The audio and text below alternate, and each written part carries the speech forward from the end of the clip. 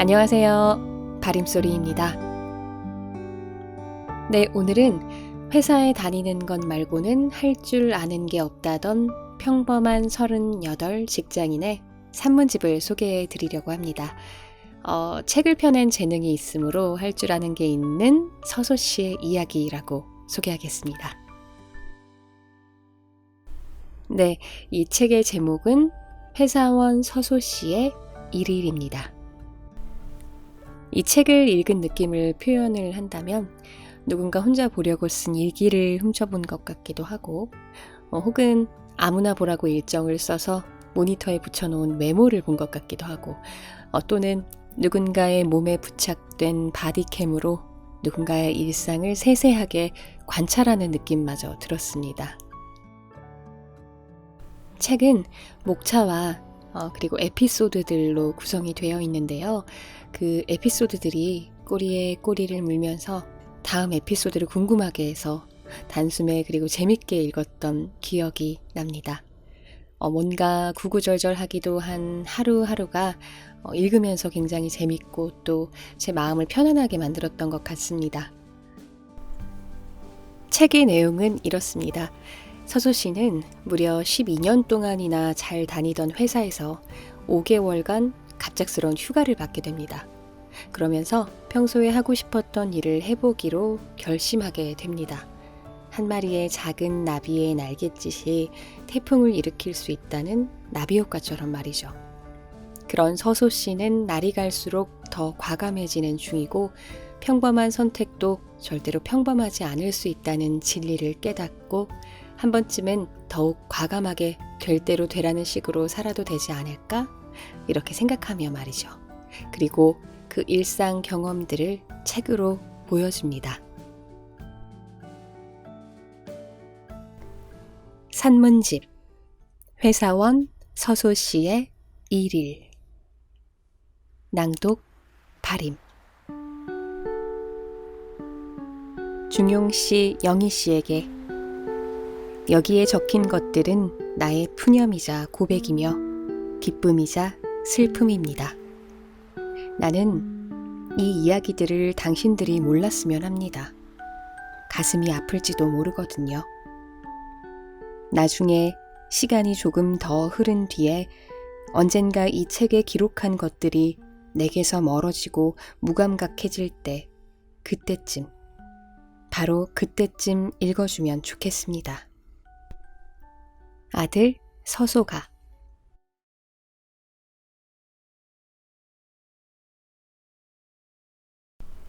완벽한 하루 회사에 다니던 어떤 남자가 회사를 다니는 것 말고는 별로 할 줄 아는 게 없던 30 후반 즈음의 어떤 남자가 벌써 몇 달째 회사에 가지 않고 있다. 대체 무슨 일이 있었던 걸까?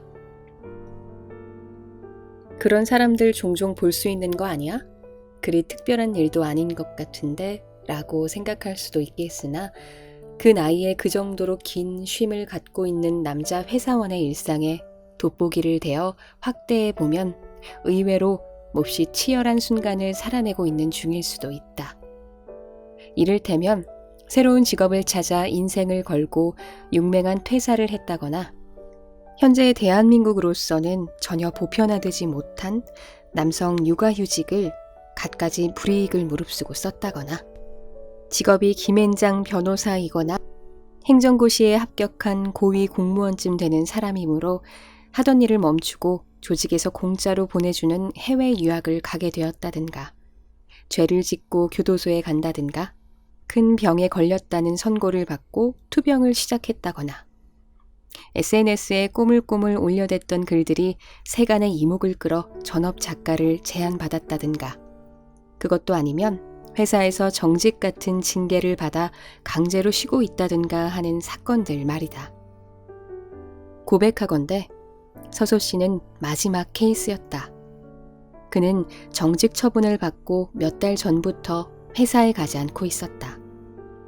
그가 회사에 가지 않게 된 사정, 그러니까 징계를 받게 된 사정에 대해 궁금해하는 사람들이 많았지만 아마도 그는 그걸 밝히지 않을 것이다. 서소 씨는 나도 그걸 무척 밝히고 싶습니다. 하지만 그러려면요.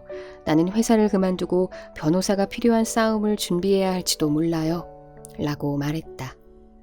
그는 그에게 적용된 혐의가 무고하다는 것을 밝힐 수 있는 논리와 증거를 면밀히 준비해 두었으며 그에게 벌어진 일에 대해 알고 있는 동료와 변호사들로부터 넉넉한 지지 또한 받을 수 있었지만 싸움은 하지 않기로 했다.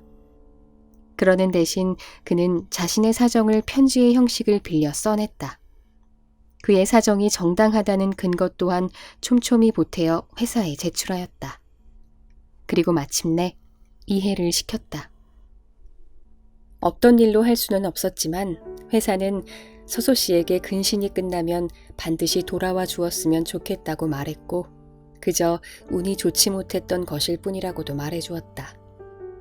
서소 씨는 거기에 마음이 조금 풀어져 버렸다. 징계로 받은 4개월의 정직에 휴직을 한 달 더하니 무려 5달을 쉴 수 있었다. 30 후반의 평범한 회사원에게 5개월의 쉼이라는 것은 특별한 사건이나 결심 같은 게 있지 않다면 절대로 갖기 어려운 것이라고 생각했다.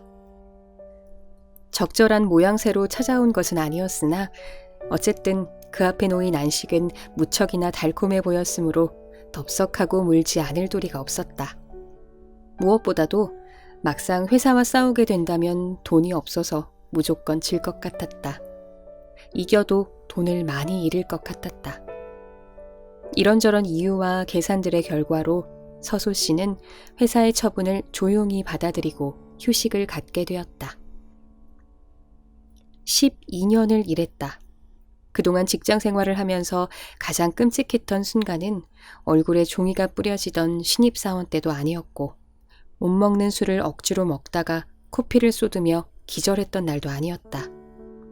그건 지난 12년은 어찌어찌 버텨냈고 오늘도 하여간 살아냈으며 내일도 그럭저럭 힘을 내어 견뎌볼 순 있겠으나 나는 앞으로 20년, 아니 어쩌면 30년쯤 더 이런 나날들을 반복해야만 하는 것이구나 라는 사실을 느닷없이 깨달았던 바로 그 순간이었다.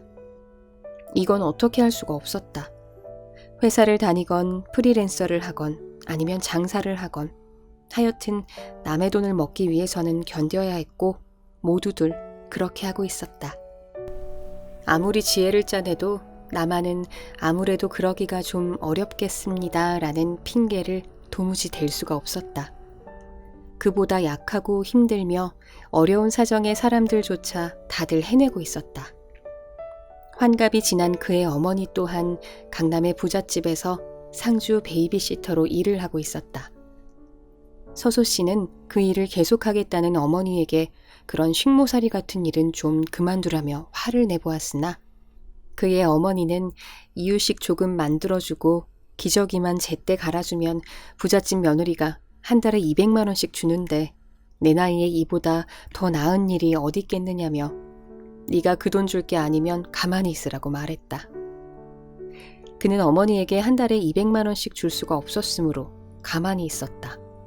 거기서 정말 아기만 보면 되는 건지 어떤지는 모르겠지만 아무튼 힘든 일일 것이다. 남의 집에서 먹고 자는 일인데 쉬울 리가 없다. 누구나 그렇게 힘겨운 삶을 살아내고 있다는 것, 그리고 앞으로도 계속 그래야만 한다는 것을 그도 받아들여야만 했다. 아무래도 좀 이상한데? 나만 유독 힘든 것 같은데? 와 같은 생각이 스멀스멀 올라오려 하면 TV에서 또는 어디선가 읽거나 들었던 퍽퍽한 사연들이 떠올라 그를 부끄럽게 했다. 엊그제 TV에서 본 것은 북한의 수용소에서 살다가 탈북한 사람이 눈물 2분의 1, 콧물 2분의 1, 그 틈 사이에 그녀의 서사를 우겨 넣어 토해낸 3년간의 탈북기였다. 그녀는 수용소에서 먹을 게 없어서 나무 뿌리를 캐먹다가 변비가 생겼는데 더 이상 똥을 누지 못하면 큰 병이 날까봐 서로의 똥구멍을 나뭇가지로 후벼주며 살았다는 끔찍한 이야기를 했다. 똥구멍을 언급할 때는 웃으라고 한 이야기였겠으나 패널들 중 아무도 웃지를 못했다. 어디를 돌아보아도 그보다 고달픈 사람들 천지 같아서 찍소리도 못하고 버텨내던 와중이었다. 그러므로 서소 씨에게 가해진 징계는 차라리 반가운 것이었다. 덥석하고 물지 않을 도리가 없었다. 사람들 앞에서는 징계를 받다니 내 인생도 참 이라고 말하며 서글픈 표정으로 위로를 갈구했지만 내심은 기뻤다. 정직 첫날부터 서소 씨는 바빴다. 그간 하고 싶었지만 미뤄왔던 일들을 할 것이다. 서소 씨는 평소 버킷리스트 같은 걸 만들어 다이어리에 적어두는 성격이 못 되었고, 특히 이번 휴식은 전혀 예상치 못하게 찾으므로 구체적인 계획 같은 걸 세울 틈이 없었으나 어쨌든 오늘 하루만큼은 만족스럽게 보낼 자신이 있었다. 휴식의 첫날.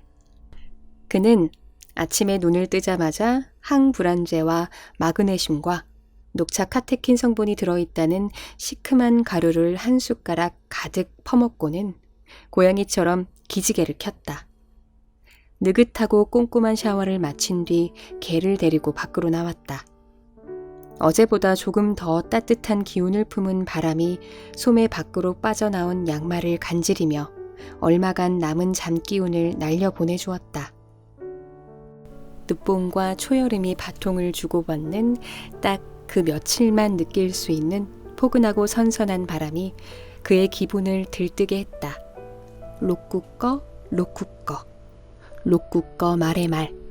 콧노래가 절로 나왔다. 다만 하늘빛이 새침한 게 조금 아쉬웠다. 슬며시 찌푸린 것이 환한 햇살까지 내어주진 않을 눈치였지만 바람이 포근하여 괜찮았다. 의욕이 넘치고만 서소 씨는 그의 개, 이름 꿀단지와 함께 평소보다 훨씬 길고 힘든 코스의 산책을 마친 뒤 땀에 흠뻑 젖어 집으로 돌아왔다. 입 안으로 자꾸만 배어 들어오는 땀을 퇴퇴하고 뱉어내면서 앞으로는 조금 찝찝해도 산책을 먼저 시키고 샤워를 해야겠다는 생각을 했다. 얼려둔 밥을 하나 꺼내 덮이고 동물의 복지를 고려했다는 달걀로 만든 프라이와 간장, 마가린, 어머니가 담가준 열무김치를 썰어 쓱쓱 비벼 먹고는 부른 배를 둥덩거리며 잠시 누워있다가 문득 일어나서는 합정동에 있는 교보문고에 갔다. 재작년에 서소 씨는 로스쿨 진학을 준비했었다. 그때 법학 적성시험 공부를 하면서 접했던 토막토막의 철학 지문들은 그에게 커다란 충격과 자극을 주었다. 이를테면 사유는 이렇게 하는 것이었구나 라던가 이 지루한 글의 끝에는 사실 대단한 위로가 있었구나 하는 것들 말이다. 특히 니체의 영원 회귀를 읽고 느꼈던 야릇한 감동, 왜 사는가에 관한 분절되어 있던 생각들이 하나로 이어지며 조금쯤 삶의 의미를 찾아낸 것 같은, 언제든 떠올릴 수 있을 만큼 강렬한 것이었다. 시험이 끝나면 이 글귀들의 전문을 찾아 반드시 읽어보리라 다짐했지만 일이 바빠서 바쁜 일이 끝나면 개 목욕을 시켜야 한다든가 다이소에 가야 한다든가 하는 소일거리들이 은근하게 적지 않아서 미뤄두고만 있었다. 서소 씨는 쉬는 동안 철학과 과학을 실컷 읽어볼 요량이었다. 고등학교 수학 교과서를 사다가 처음부터 다시 풀어보고 싶었고 한자 자격증도 갖고 싶었다. 아직 펴보지 못한 책들이 집에 많이 쌓여 있었지만 새 책을 살 것이다. 옷장에 한 번도 입어보지 않은 옷들이 그득하더라도 때때로 새 옷이 갖고 싶듯이 매장 언니의 달콤한 말에 속아서 샀다거나 아무도 그 옷을 사라고 종용하지 않았음에도 홧김에 구입해버린 별로 어울리지 않는 옷들을 억지로 입을 수는 없었으므로 새 옷을 사야만 하듯이 새 책을 살 것이다. 서점에 가서 시간과 돈을 쓰고 싶었다. 그러고 나면 왠지 행복하면서도 게으르지 않은 휴식의 첫날을 보냈다고 느낄 수 있을 것 같았다. 아무렇지 않은 척하고 있었지만 사실 요즘 숨을 쉴 때마다 담배를 피우는 기분이었다. 내가 안 보이는 곳에서 징계나 받고 다니는 사람이라며 사람들이 수군거리고 있을까봐 두려웠다. 얼마 전 왜곡과 와전을 반복하면서 괴물처럼 자라난 소문이 그의 목을 조르는 꿈을 꿨다. 나쁜 생각들이 텁텁한 연무가 되어 그의 가슴 길목 한켠을 틀어막고 있는 느낌에 답답했다. 서점의 공기라면 그런 답답함을 잠시나마 날려보내줄 수 있을 것이라 짐작했다. 철학, 과학, 수학 교과서, 에세이, 한자 자격증 수험서, 도합 20만 원어치의 책을 샀다. 원래는 10만 원어치만 사려 했는데 10만 원어치를 더 사면 다음 달부터 플래티넘 회원이 될 수 있다며 신입 교육중 배지를 달고 있는 캐셔가 살금살금 깨어댔다. 플래티넘 회원의 혜택에 어떤 것들이 있는지 잘은 모르겠지만 교보문고의 최고 등급 회원이라는 타이틀은 왠지 갖고 싶어 꿰매 넘어가 주었다. 앞으로 몇 달간은 월급이 들어오지 않을 것이므로 돈을 조금 계획 있게 써야 할 테지만 책을 사는 돈과 커피를 마시는 돈은 아끼지 않기로 했다. 북쇼핑을 마치고 집으로 돌아간 서소 씨는 저녁을 해먹은 뒤 개를 데리고 다시 산책을 나왔다. 카페에 들러 아이스 아메리카노를 한 잔 마시며 땀을 식힌 뒤 느린 걸음으로 집에 돌아왔다. 오랜만에 긴 산책을 하루에 2탕이나 뛰어 지쳐버린 그의 개가 골아떨어지는 것을 확인하고는 책을 읽기 시작했다. 그렇게 한참을 읽다가 창문 밖에서 쓰레기 수거 차량이 오는 소리가 들렸을 때 책을 덮었다. 쓰레기 수거차 소리가 들렸다면 지금은 새벽 4시가 넘었을 것이다. 쓰레기 수거 차량인지 아닌지는 단번에 알 수 있다. 엔진 소리가 늙고 거대한 동물의 숨소리 같았다. 다른 트럭들은 달달달 하는 방정맞은 소리가 났는데 그 차들은 들들들 그르릉 하는 낮고 단조로운 소리가 났다. 서소 씨는 그 소리를 좋아했다. 마치 잠수부처럼 책이 만들어낸 세계에 푹 하고 빠져 있다가 호흡이 가빠질 때쯤 그를 건져 올리는 도르래 소리 같아 좋았다. 뜨끈한 물에 샤워를 하고 마그네슘과 항불안제와 녹차 카테킨을 잊지 않고 챙겨 먹은 뒤 침대에 누워 가슴에 손을 모으고 잠을 청했다. 정신과 육체가 모두 피로하였으므로 곧바로 잠이 들 듯하였다. 내일 반드시 해야만 하는 일이나 걱정거리 같은 건 아무리 생각해봐도 없었다.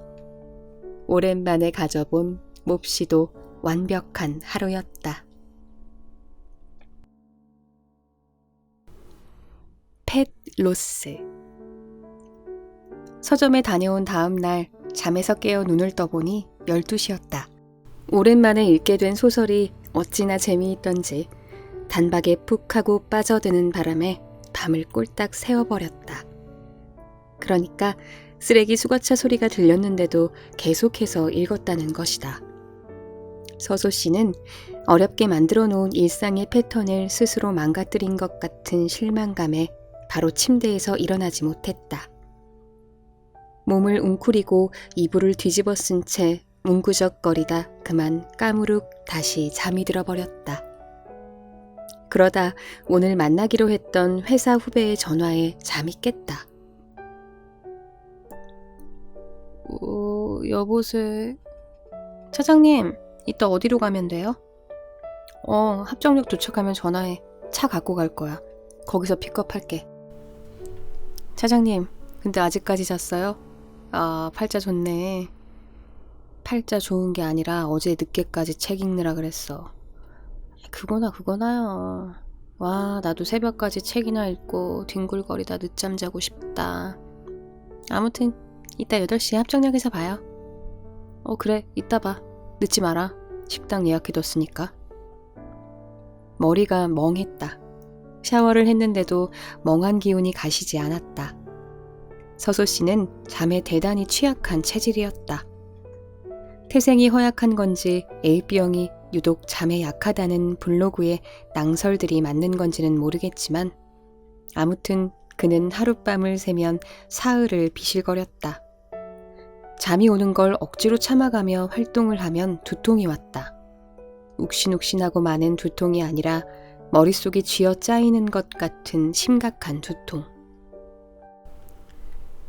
한 번 더 샤워를 하고 진통제와 녹차 카테킨과 마그네슘과 항불안제를 먹은 뒤 소파에 앉아 TV를 켰다.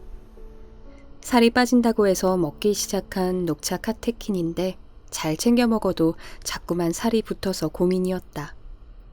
A 회의실에서 B 회의실로, 그의 자리에서 프린터가 있는 곳으로 잠깐씩 걸어다니는 사무직의 운동량은 적지 않은 것이었나 보다.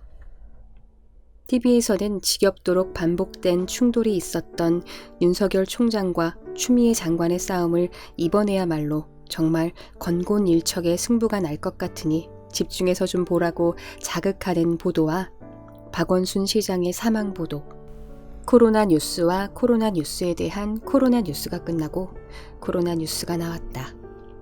요즘 코로나 맥주가 안 팔려서 가격을 내렸다는 기자의 드립이 있었는데 웃지 않으려 했으나 피식 웃어버렸다. 팬티바람으로 멍하니 TV를 보며 앉아 있었더니 한기가 들면서 두통이 조금 가라앉는 것 같았다. 오늘은 루틴도 깨졌고 컨디션도 별로이니 책을 읽지 말고 집에 있을까라는 생각을 했다가 벌떡 일어나 옷을 입었다. 이런 기분이 들 때는 움직여야 한다. 계획이 어그러졌다는 핑계로 남은 시간을 알차게 보내지 못하고 하루를 낭비했다간 그 다음 날 훨씬 더 심한 짜증과 자괴에 시달려야 한다는 것을 잘 알고 있었으므로 서소 씨는 책을 챙겨 들고 밖으로 나왔다. 조금 더 정신을 차려보고자 개를 데리고 동네를 한 바퀴 돌았다. 7월 중순의 여름, 태양이 가까워졌다. 실제로는 공전 궤도가 찌그러진 만큼만, 그러니까 태양의 입장에서 보자면 알아채기도 힘든 겨우 그만큼 지구가 다가간 것뿐일 테지만 땅에서 올려다보는 7월의 태양은 조만간 지구에 떨어질 것처럼 크고 가깝고 또 뜨거웠다. 몇 분 걸었을 뿐인데 등에 땀이 흥건했다. 몸 안쪽에서 피를 빨리빨리 돌리고 땀도 빨리빨리 만들어내느라 바쁘게들 일하는 게 느껴지는 것 같다. 몸이 잘 작동하고 있는 것 같아 기분이 좋았다. 땀을 훔치며 비로 발길을 돌렸다. 이제는 두통도 가셨고 비에서 목을 축이며 에어컨을 쐬면 적당히 시원하고 상쾌할 것 같았다. 카페 B에 도착하니 오랜만에 언니 사장이 나와 있었다. 그보다 그의 개를 더 반기는 그녀 덕분에 서소 씨는 주문도 못하고 계산대 앞에서 카드를 들고 한참을 서 있어야 했다. 아무래도 그리팅이 금방 끝날 것 같지 않았으므로 적당한 자리에 짐을 풀고 앉았다. 그리고 그녀들에게 선물하려 가져온 책을 꺼내어 펼쳤다. 몇 자 적을 것이다. 나는 아직 개를 잃어본 경험이 없습니다만 우리 단지가 없다는 상상을 하자면 죄송합니다. 솔직히 상상을 못하겠습니다. 짝? 사장님들의 감정을 온전히 이해할 수는 없겠지만 그래도 어떻게든 위로를 해보고 싶습니다. 대박이가 무지개 다리를 건넌 건 사장님들 탓이 아니라고 생각합니다. 몸이 허약했던 대박이는 오히려 사장님들 덕분에 원래의 운명보다 훨씬 더 긴 삶을 살 수 있었고 더 행복할 수 있었을 겁니다. 간단하게 힘내세요 정도 적으려던 메시지가 길어졌다. 반려동물의 죽음, 그의 부모님이 키우는 루비와 그가 키우는 단지의 죽음에 대해 생각하자 가슴이 미어졌다. 더 쓰자, 더 써야겠다고 생각했다. 개라는 동물은 가만 보면 참 안타깝습니다. 어쩌면 이렇게 비참할 정도로 쓸모없는 동물이 생겨났을까요? 사람을 따르는 것 말고 할 줄 아는 게 없어요. 살쾡이나 고양이처럼 몸이 날래지 못해서 사냥도 못하고 자기를 보호할 독도 없고 개처럼 딱딱한 갑옷도 없고 그렇다고 호랑이나 사자처럼 힘이 세지도 못하고요. 야생에 풀어두면 금방 죽어버릴 겁니다. 들개들 평균 수명이 2-3년밖에 안 된대요. 대박이는요, 사장님들이 살린 거예요. 원래 개는 그렇게 오래 살지 못한다고요.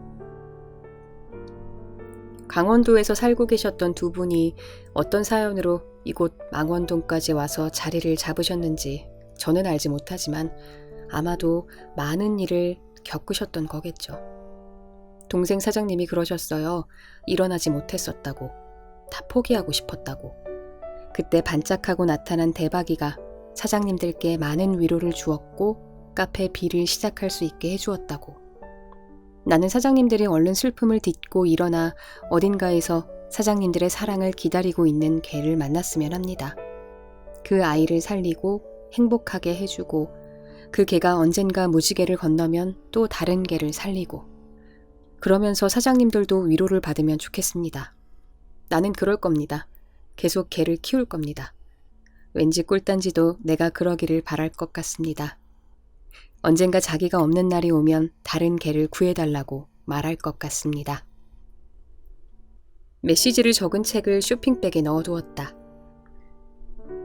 언니 사장이 아이스 아메리카노를 가져왔다. 주문도 안 했는데 함부로. 오늘따라 다른 게 먹고 싶었으면 어쩌려고. 아이스 아메리카노군요. 고맙습니다. 서소 씨가 말했다. 네, 맛있게 드세요. 언니 사장이 말했다. 사장님, 그리고 이거 받으세요. 이게 뭐예요? 갑작스러운 선물에 신이 났는지 그녀가 콧구멍을 벌름거리며 쇼핑백을 들여다보았으나 책이라는 걸 알아채고는 이내 실망하는 기색을 드러내었다. 저 책을 잘 안 읽긴 하는데 그래도 고마워요. 이건 꼭 읽을게요, 단지 아버님. 그 책을 안 좋아하시는군요. 괜히 부담되셨겠네요. 죄송합니다. 읽기 싫으면 반드시 읽지 않아도 돼요. 그냥 서점에 갔다가 대박이랑 사장님 생각이 나서 사봤습니다. 펜로스에 관한 책이에요. 아니에요. 이건 꼭 읽어볼게요. 기껏 준비했더니 별론가 보다. 다소 실망했으나 사실 조금쯤 예상은 했다. 책 선물이 원래 쉽지가 않다. 책을 좋아하지 않는 사람에게는 일단 별로인 선물이다. 그런 사람들에게 책을 선물하려면 그들의 관심사에 맞는 책이어야 한다. 이를테면 만화, 요리, 패션, 반려동물, 캘리그라피, 운동 등 평소 즐겨하는 취미에 부합하는 책. 책을 좋아하는 사람에게 책을 선물하는 것도 쉽지는 않은데 선물을 받을 사람이 좋아하는 장르일 것, 아직 읽어보지 못한 책일 것, 정치와 종교 성향이 고려되어 있을 것, 페미니즘적 성향이 반드시 녹아있거나 반드시 없는 책일 것 등 이런 것들이 모두 맞아떨어지는 책이어야 한다. 그리고 그런 책을 임의로 골라낼 확률은 대단히 낮다. 그래서 책 선물은 특별하다. 어떤 사람을 잘 알고 있어야만 할 수 있는 선물이다. 벌컥벌컥 커피를 들이켰기 때문인지 머리가 조금 더 맑아졌고 가슴이 가볍게 뛰었다. 아까는 땀을 만드느라 바빴던 몸 안쪽이 이제는 카페인을 실어 나르느라 바쁜 것 같았다. 늘 앉던 자리에 앉아 피프티 피플을 꺼내 읽기 시작했다. 어젯밤에도 느꼈지만 소설이라는 게 이렇게 재밌는 거였나? 책 속 인물들 중 누구도 섹스를 안 하는데도 무척 재미있었다. 책 제목을 발음하기 어려운 것 빼고는 모두 좋았다. 50명이 주인공인 소설이라니 어떻게 이런 생각을? 흑. 그날은 카페에 손님이 조금 있던 날이었다. 14개의 테이블 중에 10개가 찼다. 서소 씨는 흑 하는 소리를 들은 것 같긴 했으나 웅성거리는 소리에 묻혀 제대로 듣지는 못했다. 사실 제대로 들었더라도 책에 상당히 집중하던 중이었으므로 어차피 반응은 못했을 것이다. 흑, 대박아. 이번엔 분명하게 들었다. 고개를 돌려보니 언니 사장님이 울고 있었다. 책에 관심이 없다길래 그는 그가 선물한 책이 한 번도 펼쳐져 보지 못한 채 카페 B의 구석 어디쯤에서 인테리어 소품이 될 줄 알았는데 그래도 한 번은 펼쳐보았나 보다. 그가 편지를 적어둔 첫 페이지에 고개를 파묻고 울고 있었다. 저렇게 책에 대고 울면 나중에 종이가 우글쭈글 울어버릴 텐데. 종이가 운다는 표현은 먼 옛날 누군가가 책이나 편지를 읽으며 울다가 이른 붙인 것임에 틀림없다. 단지 아버님 감사해요. 아니 그렇게 우실 것까진 죄송합니다. 괜히 제가 대박이 생각나게 한 것 같아 미안하네요. 카페 손님들이 일제히 그와 그녀를 바라보았다. 창피해진 서소씨가 얼른 자리로 돌아왔으나 사람들의 시선은 멈추지 않고 그를 쫓았다. 아무래도 오늘 책 읽기는 글렀나 보다. 언니 사장이 어딘가에 전화를 하더니 몇 분 뒤 동생 사장이 왔다. 동생이 오자마자 언니 사장은 택시를 타고 가버렸다. 언니 또 오늘 울었어요? 네, 괜히 저 때문에. 왜요? 무슨 일 있었나요? 그는 몇 분 전 일을 설명했다. 동생 사장도 책에 그가 적어둔 편지를 읽었고 조금쯤 눈물을 훔치기는 하였으나 언니처럼 통곡을 하지는 않았다. 단지 아버님 너무 감사해요. 언니는 신경 쓰지 마세요. 원래 잘 울어요. 책 선물 고맙습니다. 꼭 읽어볼게요. 아니에요. 괜히 제가 대박이 생각나게 해서 위로를 드리고 싶었는데 죄송합니다.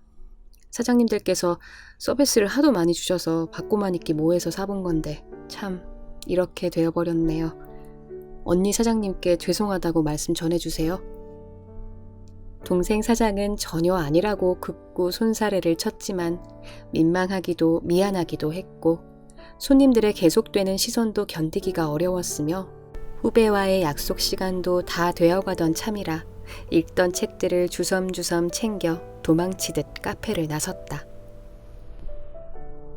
집으로 간 그는 침대에 모로 누워 팔을 괴고 피프티 피플을 마저 읽었다. 알랄랄랄랄랄. 와씨 깜짝이야. 깜빡 잠이 들었었나 보다. 저녁 7시 반이었다. 침을 얼마나 흘렸는지 몸을 일으키자 주르륵 하고 흘러내렸다. 휴대폰을 베개 바로 옆에 두고 잤는지 벨소리가 뺨을 치는 것 같았다. 그는 원래 휴대폰을 항상 진동 모드로 해놓고 다녔다. 보고 중이거나 거래처와 회의 중일 때 벨소리가 울리면 안 되니까 늘 그렇게 하였다. 하지만 그는 진동 모드를 몹시 싫어하였다. 노이로제에 걸릴 것 같았다. 바지가 어디에 쓸린 건지, 정말로 진동이 울린 건지, 아니면 망상인 건지, 가끔 허벅지에서 웅 하는 느낌이 들 때마다 화들짝 놀라 허벅지를 움켜쥐며 휴대폰을 꺼내보지만 보통은 열의 7은 아무것도 와있지 않았다. 하루에도 수십 번씩 이런 행동을 반복했다. 웨어러블 워치를 사서 차보았지만 마찬가지였다.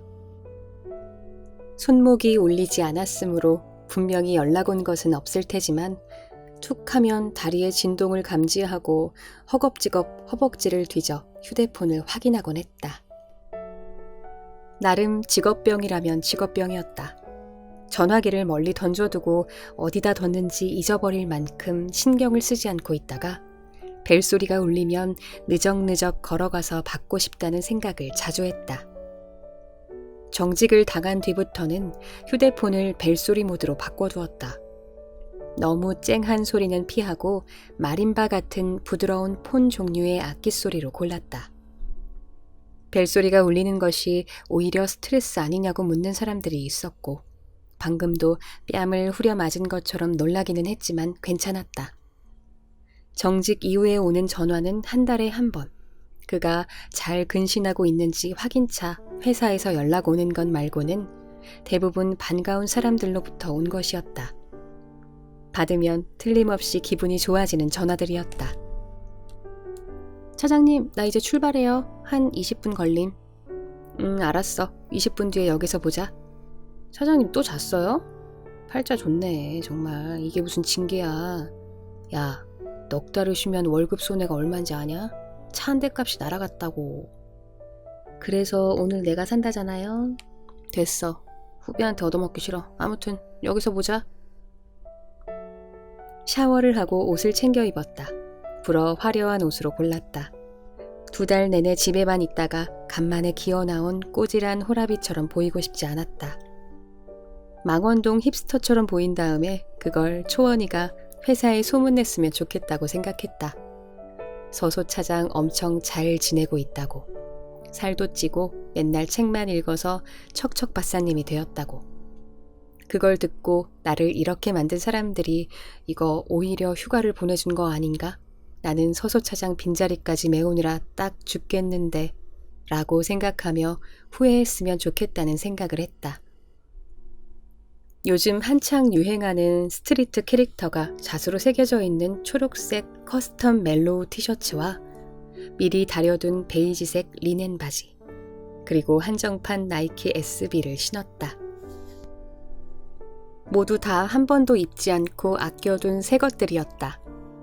옆머리가 뜨지 않게 드라이어로 꼼꼼히 눌러주었고 비비크림을 로션에 섞은 뒤 티가 나기 직전 정도의 두께로 옅게 발랐다. 얼마 전 망원동 골목을 지나다가 발견한 수제 향수삽에서 구입한 나무와 풀과 흙냄새가 나는 향수도 목덜미와 겨드랑이에 뿌렸다. 초원에게서의 거의 다 와간다는 문자가 왔다. 거기에 놀라 우당탕하고 밖으로 나갔다가 우당탕하고 다시 돌아왔다. 차 키를 깜빡했다. 부랴부랴 합정역으로 가서 초원을 만나 차에 태웠다. 초원스, 오래 기다렸어? 미안스, 오랜만스. 애들 말투 좀 따라 쓰지 마시라고요. 더 나이 들어 보인다고요. 더워. 서소 씨는 히터를 최대 풍량으로 틀어주었다.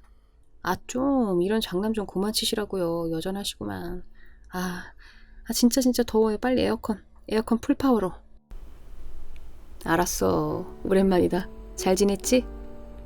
차장님도 잘 지냈죠? 살도 좀 붙은 것 같고 잘 지내는 것 같네. 뭐 그렇죠. 배고파요. 빨리 가요. 근데 뭐 먹을 거예요? 내가 망원에서 찾은 베스트 3가 있는데 골라봐. 하나는 야끼니꾸집. 여기는 가격이 좀 센데 그래도 고기가 엄청 부드럽고 맛있어. 하나는 파스타랑 피자. 여기는 좀 지루한 메뉴긴 하지만 먹어보면 알 거야. 지루한 메뉴를 왜 굳이 추천했는지. 마지막은 중식당. 이연복 셰프 스승님이 하는 가게인데 몇 년 연속 미슐랭에 올랐지. 다 맛있겠지. 다 좋은데 차장님 먹고 싶은 게 뭔데요? 오늘은 제가 살 테니까 먹고 싶은 걸로 먹어요. 네가 사니까 너 먹고 싶은 걸로 해야지. 하지만 굳이 내게 결정을 맡긴다면 어쩔 수 없지. 소고기 야끼니꾸로 가자. 둘이 먹으면 10만 원쯤 나올 거야. 중식당 가요. 그래, 사실 이미 거기로 예약했어. 그들은 진진으로 갔다. 서소 씨가 멘보샤와 어향가지와 쌀밥을 시켰다. 진진은 아주 특별한 식당으로 서소 씨가 가장 좋아하는 가게 중 하나였다. 5년 연속 미슐랭 빕 구루망을 받은 식당이 메뉴 하나에 10,000원을 조금 넘는 가격에 음식을 판다. 회원비를 내고 평생 회원으로 가입을 해야 그 가격에 먹을 수 있지만 평생 회원비라고 해봐야 3만 원이다. 두어 번만 가도 회원비 정도는 금방 본전을 찾을 수 있다. 멘보샤는 여기저기서 많이 먹어보았지만 진진이 단연 최고였다.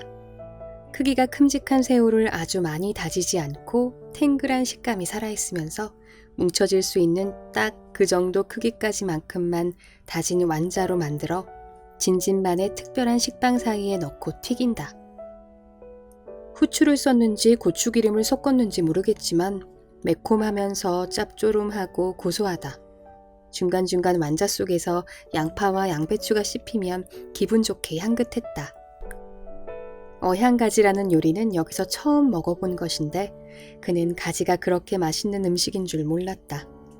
왜 엄마는 어렸을 때 가지를 무쳐주기만 했을까? 길게 세로로 자른 가지와 파를 잔뜩 넣고 마파 소스 비슷한 소스와 함께 볶아낸 요리인데 가지와 파, 소스의 향이 전부 따로따로 느껴졌다. 이 식당에 데려온 그의 지인들 대부분이 크게 만족을 하고 돌아갔다. 진진에 가본 지인들에게 진진에서 볼까? 라고 하면 거의 오케이였다. 이제 그만 먹고 얘기 좀 할까? 맛있니? 너무 홀린 듯 먹었네요. 미안해요, 차장님. 배고팠다고 했잖아요. 아니, 그래도 귀양살이 하는 선배 얼굴 보러 왔으면 반가운 척 좀 하지. 귀양살이래. 그러고 보니 진짜 귀양살이가 많네요. 알았어요. 반가워요, 차장님. 예. 그동안 어떻게 지내셨어요? 나야 뭐 계속 읽었지. 읽다가 지겨우면 걷고, 요즘엔 쓰고 있어. 생각해보니까 내가 재미있는 일들을 많이 겪었더라고. 글 쓰는 모임 같은 것도 나가고 뭐 그러고 있지. 맞아요. 차장님 그래서 옛날에 별명이 월간 서소였잖아요. 매달 기묘한 일이 생긴다고. 요즘엔 좀 뜸했지만 차장님 검은 역사를 전부 다 쓰면 분명 책 한 권은 나오겠네요. 말을 안 해서 그렇지 더 있어. 몇 권은 나올 거다. 다행이네. 축 처져 있을 줄 알았는데. 안 그래 보이니? 나 축 처져 있는 거 맞아. 네 앞에서 그렇게 보이기 싫어서 아닌 척하는 것뿐이지. 회사는 다들 잘 지내지? 궁금해요? 아니 뭐 다들 차장님 일에 대해선 쉬쉬하는 분위기예요. 아무도 이야기를 꺼내지 않는다고 할까? 전 상무님하고 주 이사님이랑 박 부장님, 이 차장님 걱정 엄청 하셨어요. 그러게 적당히 하지. 회사 사람들한테 정주지 말고 그렇게 편하게 대해주지도 말지라면서. 그렇구나. 괜찮다고 전해드려. 전화를 하고 싶은데 그냥 못 그러고 있다고. 다들 고맙고 미안하다고 전해주라. 그들만의 리그에선 차장님이 안 좋게 이야기되고 있는 것 같긴 하지만 상관없어. 당연히 그러겠지. 괜찮아. 내가 잘못한 게 전혀 없는 것도 아니고 반성도 하고 있고 후회도 하고 있고 라고 말은 하지만 솔직히 아직은 화도 나고 억울하고 마음이 많이 아프네. 그런 거 말고 뭐 재밌는 이야기는 없어? 땡칠이 곧 아기 낳는데요. 에이씨 야 계획은 갑자기 왜 꺼내. 민망하게. 왜요? 사랑했었잖아요. 네, 본문 낭독은 여기까지였습니다.